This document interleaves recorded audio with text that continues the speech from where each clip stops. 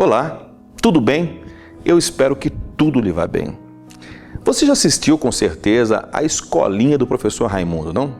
Aqueles alunos tresloucados, amalucados, eles fazem a alegria de uma nação inteira.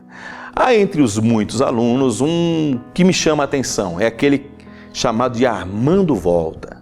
É aquele aluno tipo falante, desinibido, com um ar de bom vivant, mas que no fundo todo mundo sabe que ele é um grande trambiqueiro, um grande vigarista, um grande enrolador.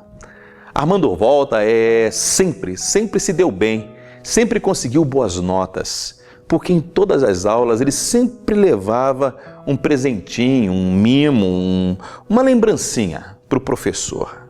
E aí, obviamente, recebia de volta as dicas para acertar as respostas.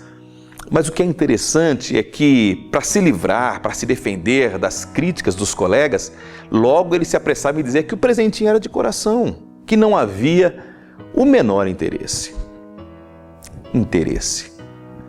Interesseiros. Você conhece gente interesseira? Você lida com gente interesseira? Você, quando olha para si mesmo, você se percebe alguém interesseiro, alguém interesseira? Mas antes da gente falar um pouco mais sobre isso, eu preciso esclarecer que todos nós vivemos num mundo de interesses. As nações, as empresas, as organizações governamentais, os indivíduos, todos têm interesses. Ter interesse não é por si só um mal do qual precisamos nos desviar. Contudo, quando o interesse é egoísta, utilitarista, desmedido, ele revela, ele traz à tona uma tortuosidade de caráter que precisa ser combatida. Como nós poderíamos definir uma pessoa interesseira? Poderíamos dizer que interesseira é aquela pessoa que tem por objetivo satisfazer os seus interesses, agindo falsamente com aqueles que lhe podem ser úteis. Todos os interesseiros, sem distinção, todos os interesseiros agem conscientemente. Não há como agir por interesse ingenuamente. O interesseiro tem a alma maligna, o interesseiro tem a alma escura. As relações afetivas que nascem a partir de interesses egoístas, por interesses egoístas também definham, também chegam ao fim. Os interesseiros desprezam moralidade, os interesseiros não têm compromisso com ética. O interesseiro, na verdade, está comprometido única e exclusivamente com o que lhe é conveniente. Logo, não há espaço para troca, não há espaço para doação. Não se iludam. Nós não podemos nos iludir. Interesseiros podem estar ao nosso redor, mas há um interesseiro que também pode habitar as entranhas da nossa alma.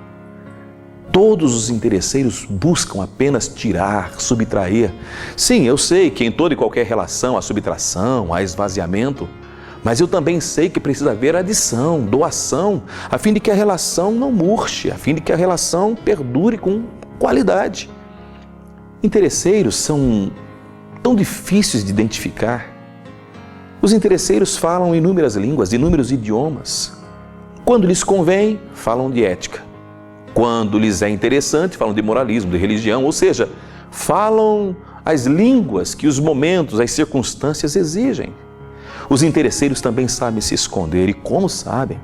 Sabem se esconder debaixo de muitas máscaras, de muitas capas. Por exemplo, quem nunca se deparou com aquele carnal que dá uma pinta de espiritual porque lhe é interessante? O político corrupto em época de eleição que discursa sobre questões sociais sem ter por elas o menor interesse. É o insubmisso que se porta convenientemente submisso. É o traidor que se transveste de amigo fiel. Ou seja, os interesseiros sabem desempenhar o papel que o momento, que a circunstância pede. O interesseiro mais difícil de reconhecer, de discernir, é justamente aquele que se mostra desinteressado.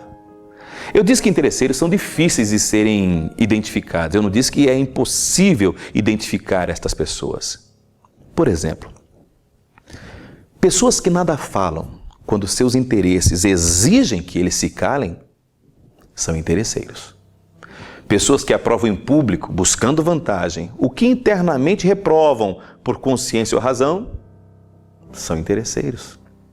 Pessoas que, estando numa situação que exige delas um posicionamento, consultam primeiro o seu ganho, o seu bolso e depois a razão, a justiça. Pessoas assim são interesseiras.